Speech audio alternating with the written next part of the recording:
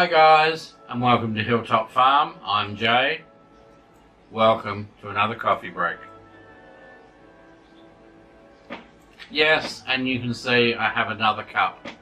The Phantom Cup Smasher has struck again. My youngest daughter Kate and my wife are the clumsiest people you could ever come across. And they take great delight, I swear, in smashing my mugs. Now, I don't know if you remember, it was only a couple of coffee breaks ago that I was showing you my new cup. Well, that one's gone. And now we have another one. Watch this space. Okay, down to business. Now, what's been going on here at Hilltop Farm?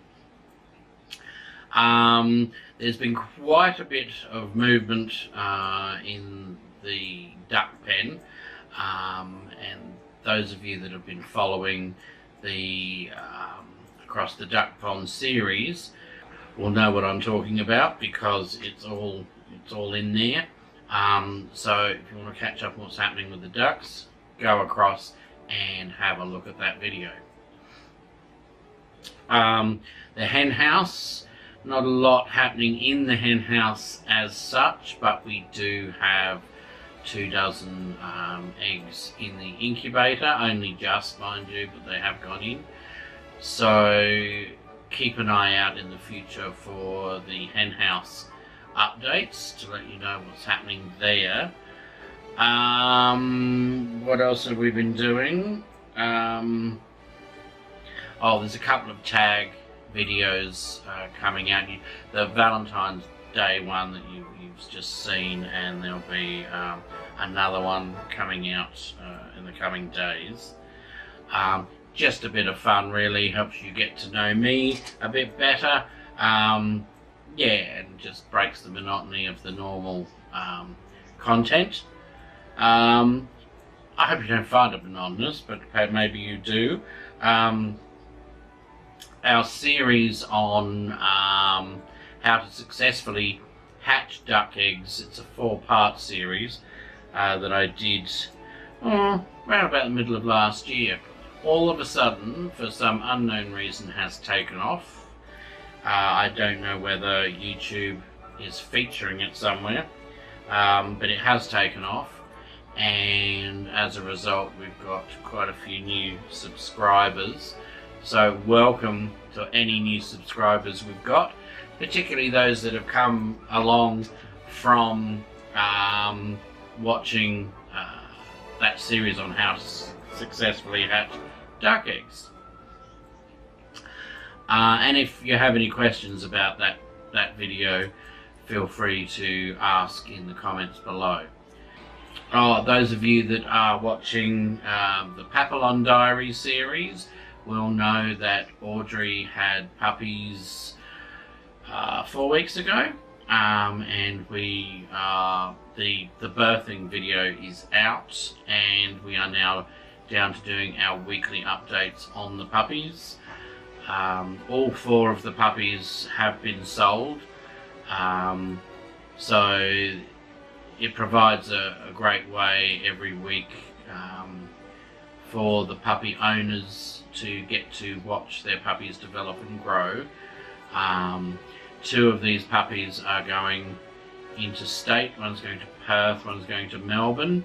Another one is going up north of this state, South Australia, to the country.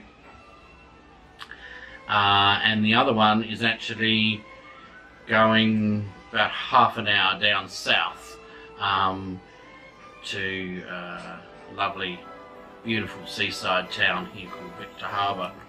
So they're all going to be disappearing out across the country. So yeah, keep up with those videos until they all go.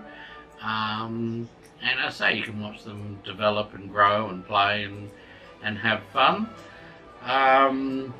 So that's been happening with them.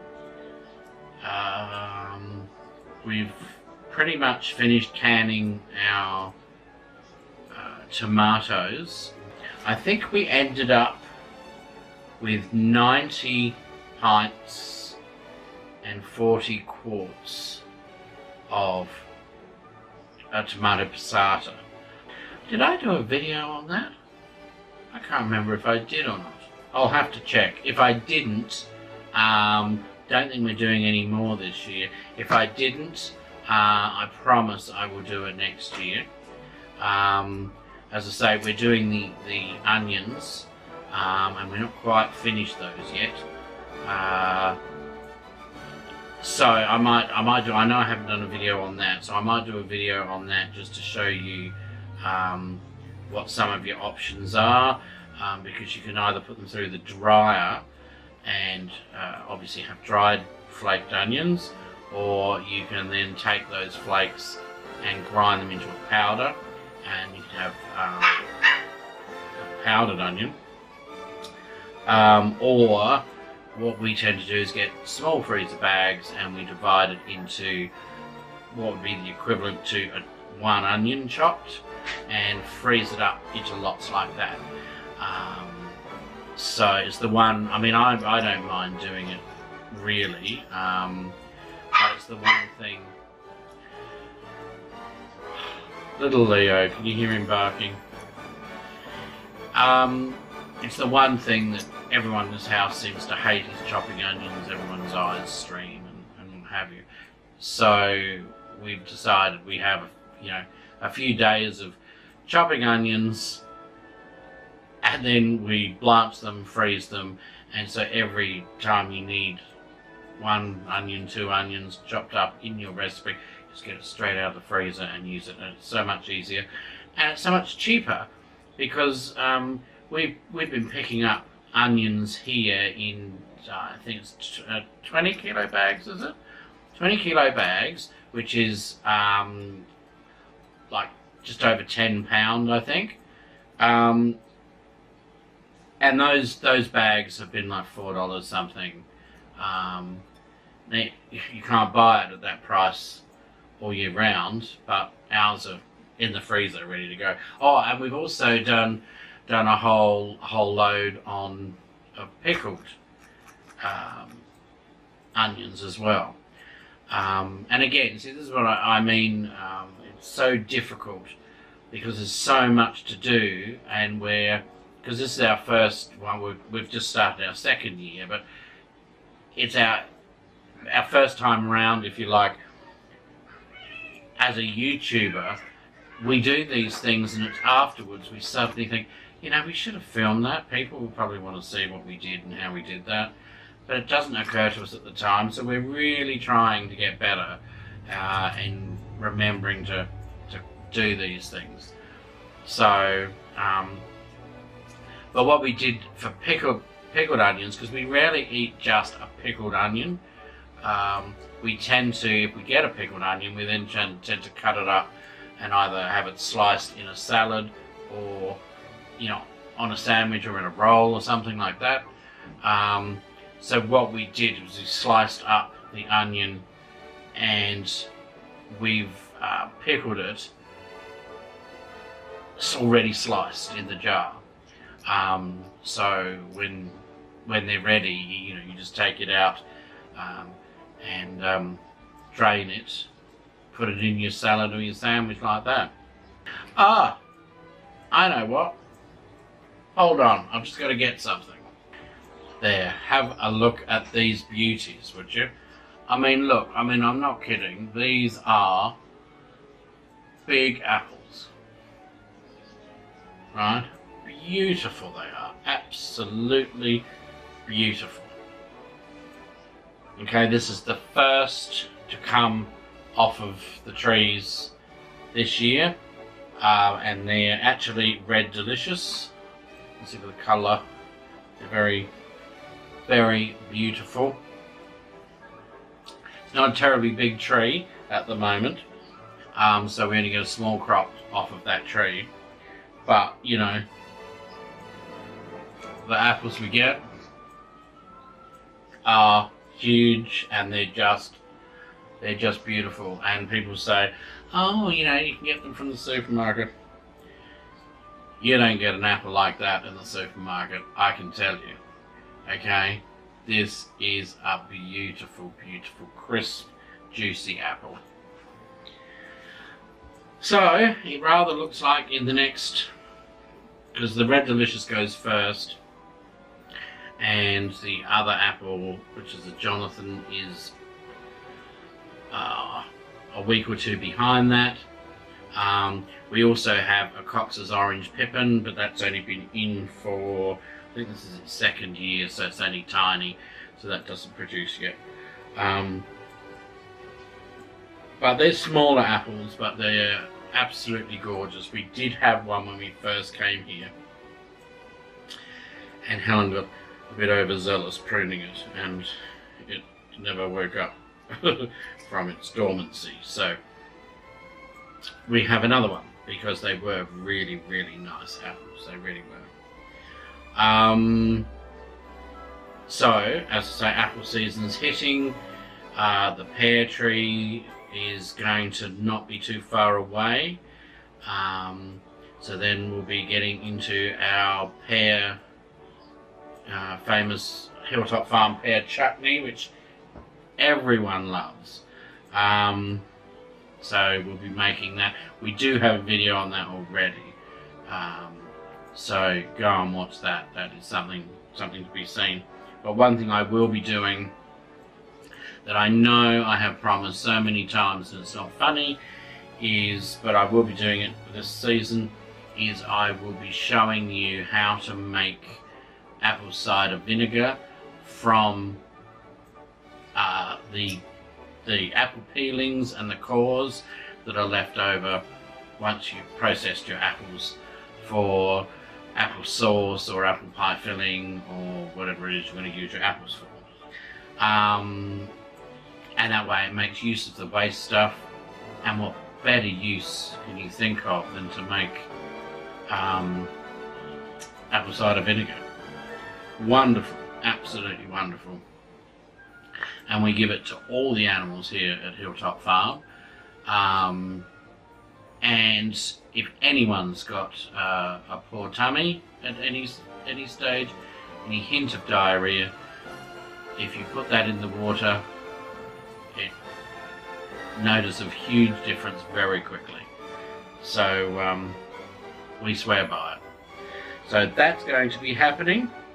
And finally, what I want to touch on is, I keep saying, and I have been for a long, long time, and on a coffee break I did just before Christmas, I said that I was going to be doing it straight after Christmas, and I haven't, is I'm going to be doing a series that's starring my mother, and it's all about her life and her growing up, her growing up in London during World War II and the bombing of London, and her growing up as a young woman and teenager in the 50s and 60s, her emigrating to Australia with her family, well, her husband and children, and just the extraordinary changes that her generation saw. And it's not, you know, it's an unusual generation, because they did see so much change. I think the generation before her generation, and to a certain extent my generation, probably has seen the most change in the world in all of history, because when you think when she was born into an environment where every night the bombs rained down, and she didn't know if the house was going to be left standing, and that was normal.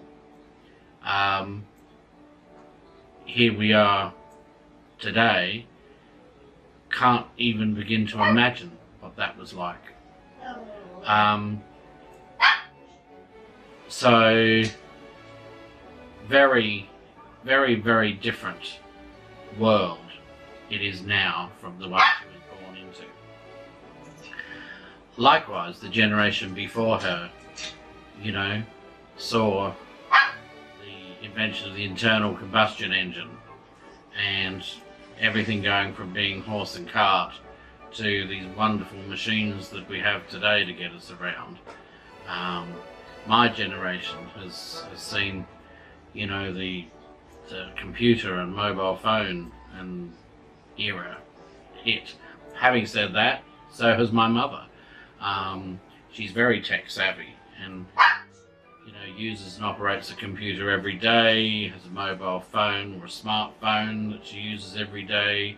She still drives a car, and as I say, she was born into an era where Nazi Germany were trying to dominate the world and terrorized London by bombing it every night. So it should be a very interesting thing to document, well, for my family, but I think for anyone around the world who's interested in history.